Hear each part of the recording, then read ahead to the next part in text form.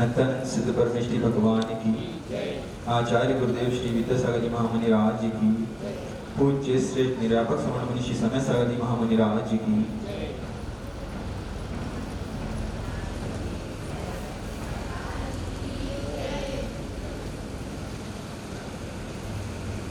इस इष्टोपदेश ग्रंथ में आचार्य पूज्यपाद स्वामी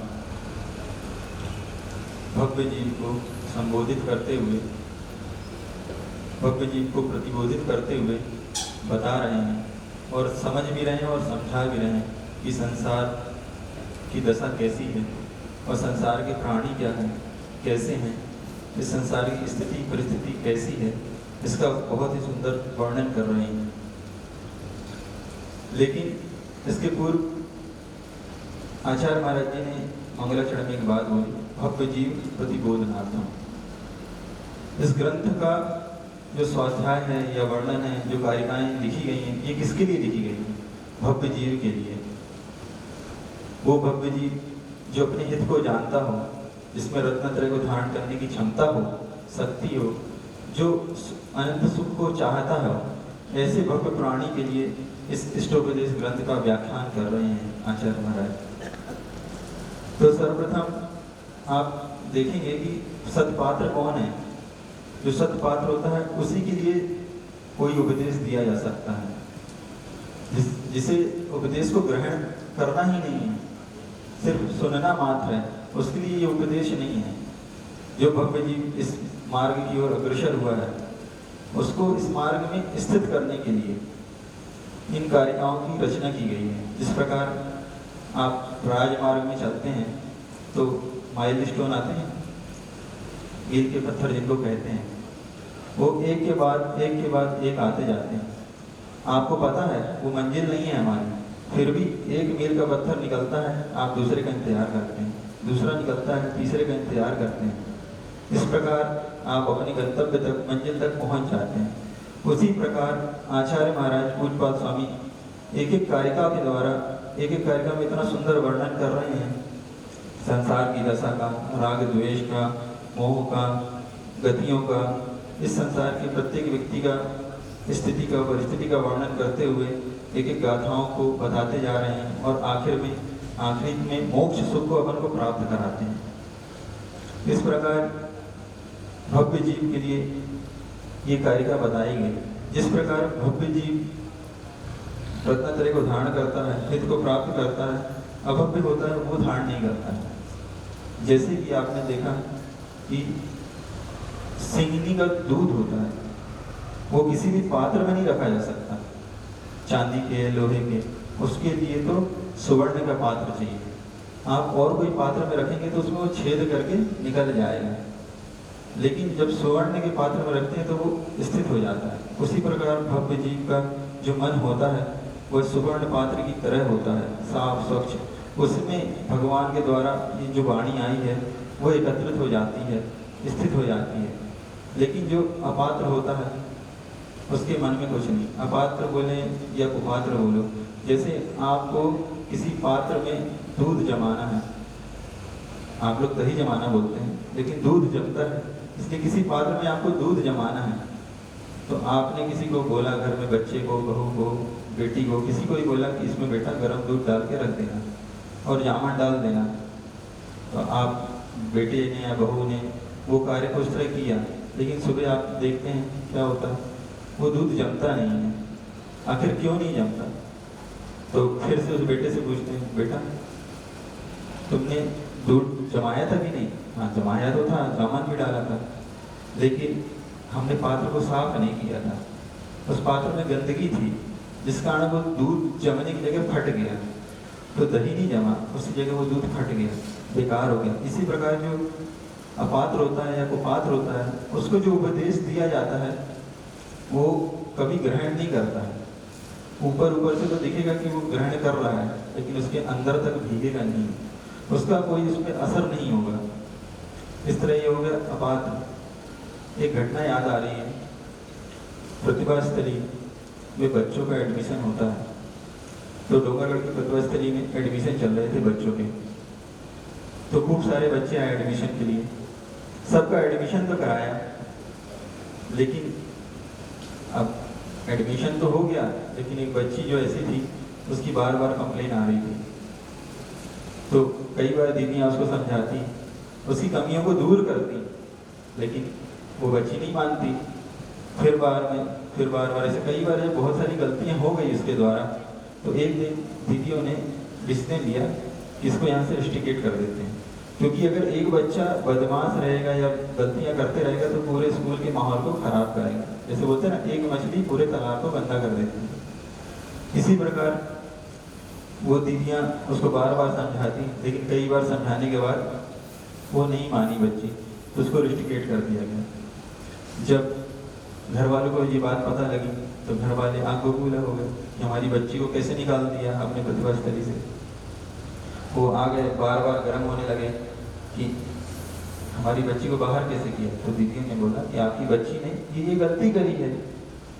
तो वो बोलते हैं बच्ची आपकी बिगड़ी है, इसको हम कैसे रख लें, ये और बच्चों को भी बिगाड़ रही है, स्वयं तो कुछ मानती नहीं है, इसको बार बार हम समझाते हैं। तो उनके माँ बाप थे, जो परिजन थे, वो क्या बोलते हैं, ये स्कूल क्यों खोला है, स्कूल क्यों खोला है, अगर बच्चे बिगड़े नहीं रहेंगे तो सुधारेगा कौन।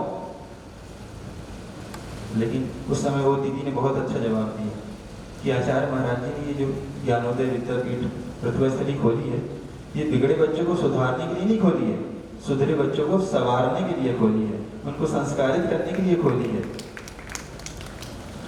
तो उनके माँ बाप सुन के तो रह गए कि क्या करें, तो आखिर उनको अपने बच्चे को वापस ले जाना पड़ा घर।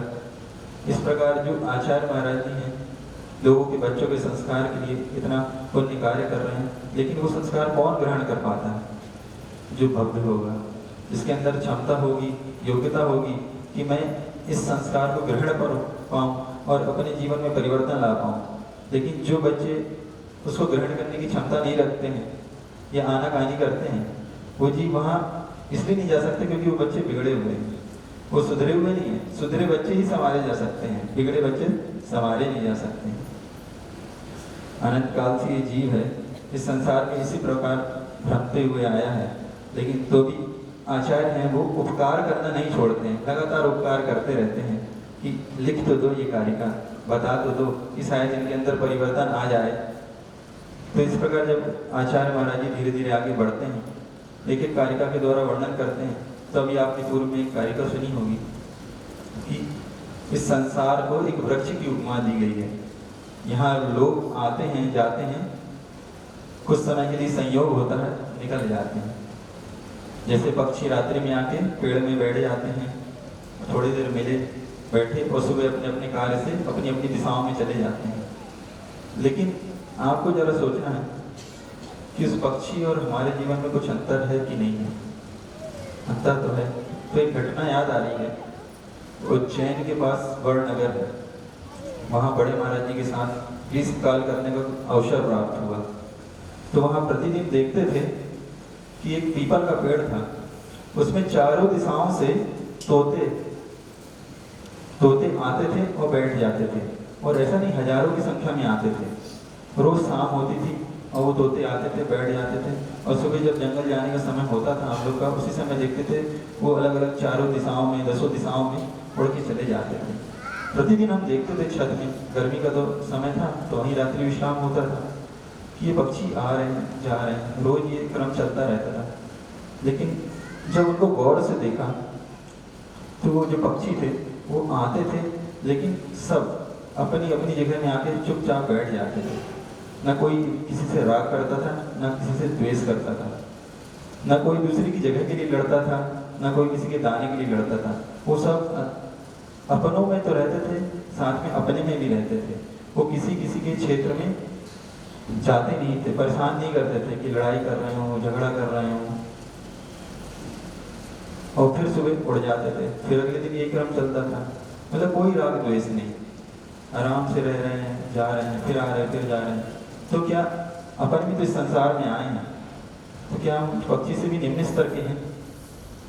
सोचना है कि वो पक्षी आ रहे हैं, शांति से रह रहे हैं और फिर चले जा रहे हैं, लेकिन अपन आते हैं, यहाँ जन्म लेते हैं, कहीं भोजन के लिए लड़ाई, कहीं घर के लिए लड़ाई, कहीं भाई बहन में लड़ाई, कहीं सास बहू में लड़ाई, तो ये अपन राग द्वेष तो रात दिन करते रहते हैं, वो पक्षी नहीं कर रहे हैं, तो अपन उनसे भी गया भी तो अपना जीवन हो गया है क्या?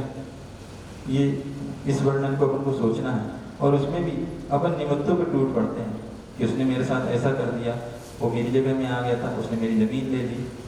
ये नहीं सोचते कि अपना जितना पुण्य था, अपने जितने कर्म थे, उसके हिसाब से अपन को प्राप्त हो रहा है। यहाँ कोई दूसरा करके नहीं दे रहा है, स्वयं का किया हुआ है ये सब। तो एक घटना याद आ रही है कि आज का ही दिन है, चंदन छठ। आज से कई वर्ष पूर्व डोंगरगढ़ में जब आचार्य महाराज जी विराजमान थे, तो उस समय मुझे गृहस्थ जीवन में उनके पड़गान का सौभाग्य प्राप्त हुआ। तो आचार्य महाराज जी के आहार हुए, उसके बाद मैंने निवेदन किया कि आचार्य महाराज जी मुझे आजीवन व्रत चाहिए। तो आचार्य महाराज जी बोलते माता पिता को तो लाओ। तो हमने बोला आपके चरणों में तो समर्पित पहले ही करके जा चुके हैं, अब क्या आवश्यकता है? इतने में आचार्य महाराज जी कायस्वर करने लगे। अब मैंने ध्यान ही नहीं दिया, मैं नमोस्तु कर रहा था। उतने में बगल में एक भैया जी बैठे थे कि आचार्य महाराज जी कायस्वर कर रहे हैं, अर्थात आपका व्रत आजीवन कर दिया आचार्य महाराज जी। तो फिर मैं भी घबरा के कायस्वर किया। फिर आचार्य महाराज जी से पूछा, आचार्य महाराज जी अब आगे क्या करना है? आजीवन व्रत तो हो गया है, अब आगे करना क्या है? तब उन्होंने कहा कि प्रथमान योग का स्वाध्याय करो, पुराण ग्रंथों को पढ़ो। तो हमने पूछा कौन से ग्रंथ? तो उन्होंने बोला उत्तर पुराण। लेकिन एक और बात कही कि विपाक विषय धर्म ध्यान करना है। तो अब हम तो नए नए थे, हमें पता ही नहीं है क्या होता है। ऋषि जी वैसे सूत्रों में बोलते हैं विपाक विषय धर्म ध्यान करना है। तो हमने बोला तो है गुरु महाराज जी ने, पर सुन लो, स्वीकार कर लो। और वहां से नमोस्तु करके आ गए। जब बाहर आया तो अन्य महाराजों को बताया कि ऐसी ऐसी घटना घटी है और आचार्य महाराज जी ने बोला है विपाक विषय धर्म ध्यान करना है, लेकिन मुझे तो इसका अर्थ भी नहीं पता है। तब फिर उन महाराज जियों ने बताया कि विपाक विषय का अर्थ होता है जो कुछ भी हो रहा है मेरे खुद के कर्मों से हो रहा है, कोई दूसरा करने वाला नहीं है। विपाक का अर्थ होता है फल, विषय का अर्थ होता है विचार करना। अपने जो फल अपन को प्राप्त हो रहे हैं उसका विचार करना है, कोई दूसरा कोई करता नहीं है। अगर अपन ऐसा विचार करेंगे कि जो मुझे अभी जो मेरी परिस्थिति बन रही है ये सब मेरे पूर्व कर्म के उदय से है, तो अपन को कसाई नहीं होगी, राग द्वेष नहीं होगी, साहस बढ़ेगा। होता क्या है, इसकी जगह अपनी प्रवृत्ति स्वान जैसी होती है। जैसे कुत्ता होता है, उसको आप रोटी फेंको, टुकड़ा फेंको, तो वो टुकड़े की ओर भागता है, ना कि आपके ऊपर झपटा मारेगा। या आप लकड़ी से मारोगे तो वो लकड़ी को पकड़ेगा मुख से, ना कि आपके हाथ को पकड़ेगा। लेकिन इसकी जगह जैसे सिंह होता है, सिंह क्या करता है, अगर उसके ऊपर कोई हमला करता है तो वो जिस चीज से हमला किया उधर नहीं भागता है, जिसने उसके ऊपर हमला किया है उसके ऊपर टूटता है वो। इसका मतलब क्या हुआ कि जो ज्ञानी पुरुष होते हैं वो सामने वाले पे नहीं टूटते हैं, निमित्तों पे नहीं टूटते हैं कि इसके कारण मुझे ये हुआ, इसके कारण ऐसा हुआ। वो ये सोचते हैं, उनकी वृत्ति सिंह जैसी होती है कि ये मेरे ही कर्म का उदय है, मैंने पूर्व में इसको प्रताड़ित किया होगा, इसको दुख दिया होगा, इस कारण मुझे ये कंडीशन को झेलना पड़ रहा है, मेरे जीवन में ये परिस्थितियां आई हैं। इस प्रकार वो सोचता है। जैसे कि एक बहुत ही सुंदर घटना याद आ रही है बॉम्बे की। बॉम्बे में एक महिला थी, वो बहुत ज़्यादा बीमार हो गई थी, बहुत ही भयंकर रोग हो गया था। तो उसने उस रोग से हार कर समाधि संलेखना को स्वीकार कर लिया। तब एक दिन उसकी स्थिति जब ज़्यादा बिगड़ रही थी तो उसके घर वाले वहीं पास में एक जो मुनि महाराज होंगे उनके पास जाके व्यथा बताते हैं कि महाराज श्री मेरी पत्नी है, उसको एक भयंकर रोग हो गया है, उस रोग के कारण उसने समाधि को ग्रहण कर लिया है, आप चलिए और उसको संबोधन दीजिए। तो महाराज जी बोलते हैं ठीक है, अभी जब मैं देव वंदना करने के लिए जाऊंगा तो मार्ग में आपका घर पड़ेगा, तब मैं उसी समय उसको संबोधन दे दूंगा। तो इतना बोल के जब वो वापस घर आ जाता है, फिर शाम को जब महाराज जी मंदिर के लिए आते हैं तो निवेदन करके उनको लेके आता है। तो क्या देखते हैं कि महाराज जी तो आश्चर्यचकित हुए कि जिस महिला की संलेखना की बात चल रही थी उसकी उम्र मात्र 28 वर्ष की थी। तो महाराज जी सोचते हैं इतनी छोटी उम्र में इसने संलेखना क्यों धारण की। वो जैसे ही वो महाराज जी को देखती है तो उठ के खड़ी होने की कोशिश करती है, लेकिन वो बिस्तर में खड़ी तो नहीं होती, मतलब बैठ जाती है। बैठ के महाराज जी को नमोस्तु करती है, लेकिन वो जब उठती है तो अपने पास में कटोरा रखे रहती है। तो महाराज जी देखते रहते हैं कि कटोरा क्यों रखी है। फिर थोड़ी देर पूछते हैं आपका कैसा लग रहा है, आपको क्या तकलीफ है। लेकिन जब उसका चेहरा देखते हैं तो कोई तकलीफ नहीं दिख रही, बहुत स्वस्थ महसूस कर रही है, एक आत्मविश्वास आत्मबल है उसके अंदर, कोई दीनता नहीं है। अपन को तो कोई थोड़ा सा भी मिल जाए, हमें ये तकलीफ है वो तकलीफ है, अपन कोई तकलीफें सुनाने लगते हैं। जैसे ही कोई देखने आएगा, अगर बोलते हैं ना किसी को अकेला छोड़ दो, कोई ज़्यादा परेशान कर रहा है ना तो उसको अकेला छोड़ दो तो नहीं परेशान करेगा, लेकिन उसको बार बार लोग देखने आएंगे ना तो बोलेगा मुझे ये बीमारी है, ये दिक्कत है, ये तकलीफ है, बिल्कुल ठीक नहीं हो रही है, दिन भर अपने रोग बताते रहेगा। लेकिन उस महिला ने इतने आत्मविश्वास के साथ मणि महाराज को नमोस्तु किया और अपनी कोई दुख दर्द को नहीं बताया, बस बोले कि हम अरहन सिद्ध करते रहते हैं, पंच नमस्कार का जाप देते रहते हैं। और वो महिला ऐसे कटोरा के लिए वो लेट गई वापस। तो महाराज जी के बार बार चल रहा आखिर कटोरा रखा क्यों। तो थोड़ा देर बाद वो उसके जो पुरुष आया था, मतलब पति था जो उसका, उससे पूछते हैं इसको क्या बीमारी है। तो वो महाराज जी को बताते हैं कि इसको कैंसर हो गया है, गले का कैंसर, वो भी इतना भयंकर है कि उसमें कीड़े पड़ते रहते हैं, हर आधा घंटे में 10 से 15 कीड़े निकलते हैं और ये कटोरी भर जाती है और फिर इस कटोरी को दोबारा बदलना पड़ता है। तो जैसे ही उन्होंने ये सुना तब अंदर तक उनकी रूह तो कांप गई। मणि महाराज जी ने उसको संबोधन दिया, लेकिन उनकी इच्छा थी कि मैं एक बार इस रोग को देखना चाहता हूँ। तो वो महिला मना करती, नहीं नहीं महाराज जी आप नहीं देख सकते, बहुत भयंकर वेदना है इसमें, वो रोग इतना, मतलब वो जो घाव है उसमें इतने कीड़े हैं कि आप नहीं देख पाएंगे। लेकिन नहीं, मणि महाराज जी बोलते एक बार मुझे दिखाओ, मुझे देखना है। जैसे ही वो उसने वहाँ से पट्टी को अलग किया तो मणि महाराज जी देखते हैं तो 2 मिनट के स्तब्ध हो जाते एकदम, ये क्या है। वहाँ जिंदा कीड़े 15-20 कीड़े बिलबिला रहे थे, सफ़ेद सफ़ेद लाल खून में लथपथ थे, और वो महिला उस कटोरी में उसको गिराते जा रही और कटोरी भरते जा रही। हर आधा घंटा में ये क्रम चल रहा है। तो महाराज जी ने उसको संबोधन देना चालू किया कि आपको कैसा लग रहा है। तो क्या बोलती है, बहुत ही आत्मविश्वास के साथ वो महिला बोलती है कि मुझे ये जो रोग है ना इस शरीर को है महाराज जी, मुझे तो नहीं है, मैंने पूर्व भाव में कोई विशेष पाप किया होगा जिसके कारण मुझे आज इतना भयंकर रोग किया है, रोग हुआ है। मैंने कभी मणि महाराज की वैयावृत्ति नहीं करी होगी, कभी आहार दान नहीं दिया होगा, कभी दान नहीं दिया होगा किसी भी प्रकार का, कोई माँ बाप की सेवा नहीं करी होगी, अपने बच्चों की सेवा नहीं करी होगी, किसी मणि महाराज का तिरस्कार किया होगा, उन्हें अपशब्द कहे होंगे। इस प्रकार जब वो महिला बोलती है मणि महाराज जी के सामने तो महाराज जी बोलते हैं उसका आत्मविश्वास देखते हैं कि कितना गजब है। देखो ये 28 वर्ष की महिला है, असंयम के साथ है, फिर भी इसकी दृढ़ता देखो, आत्मविश्वास देखो, उसकी साधना देखो कि वो हमें भी आश्चर्यचकित कर रही है कि आज एक मणि महाराज जी को भी इतनी दृढ़ता लाने में बहुत कठिनाई होती है, लेकिन वो महिला इतनी दृढ़ता से महाराज जी के सामने बोल रही है कि महाराज जी को संबोधन देने की कोई आवश्यकता ही नहीं।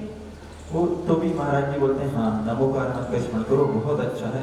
क्योंकि एक कारिका आती है सामायिक पाठ में, स्वयं कृतम कर्म यदात्मना पुनः फलम तदीयम लभते स्वस्व। अपन को जो भी फल मिल रहा है ये स्वयं का किया हुआ है, दूसरे का नहीं है।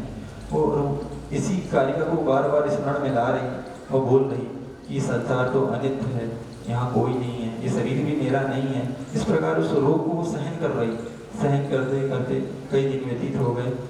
फिर आज मणि महाराज जी जब आए थे तो उनके दर्शन करके वो अपने आप को धन्य मान रही है कि मेरी इतनी वेदना में भी मणि महाराज के दर्शन मिल गए, उनका संबोधन हो गया। वो सोच के उसकी आंखों से अश्रु की धारा बह रही है।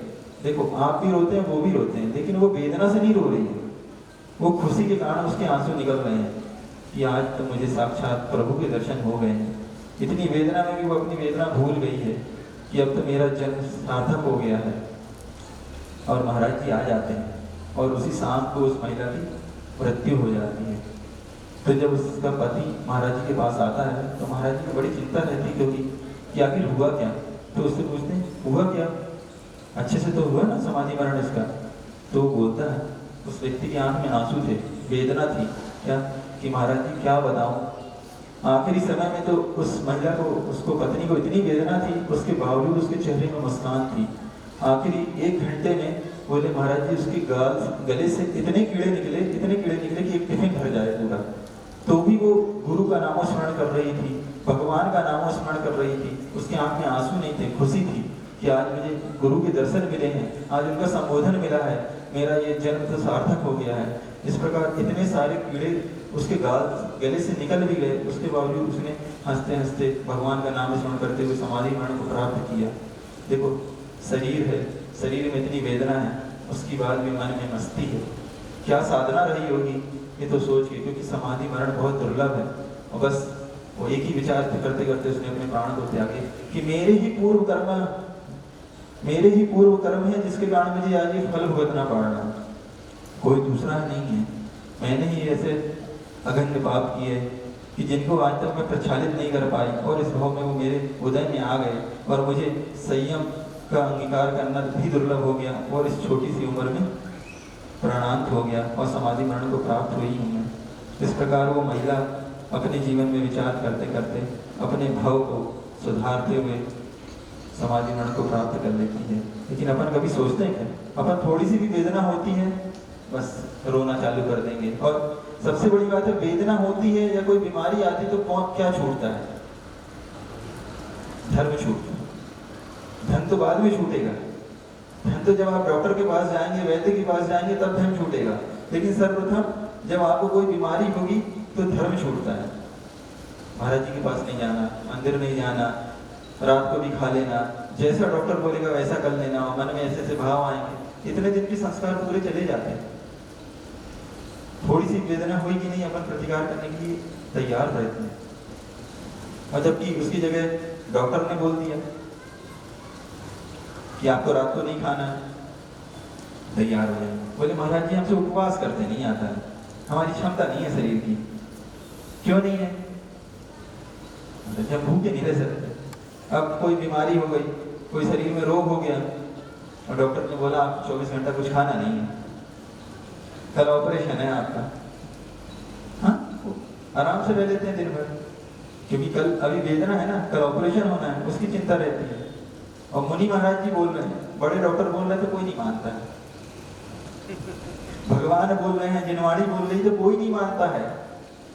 किसके त्याग करने से घाटा होता है, उपवास करने से फायदा होता है। डॉक्टर बोलेगा तुरंत, कोई को शुगर हो गई, डॉक्टर ने बोल दिया मीठा नहीं खाना है, ठीक, नहीं तो आप जो बहुत जल्दी मर जाओगे, आपका प्राणांत हो जाएगा, तुरंत मान लेंगे। और महाराज जी बोलेंगे महीने में 4 दिन आपका मीठे का त्याग, नहीं महाराज हम तो रह ही नहीं सकते, आखिरी में तो मीठा चाहिए चाहिए खाने के लिए। ये स्थिति है संसारी प्राणी की।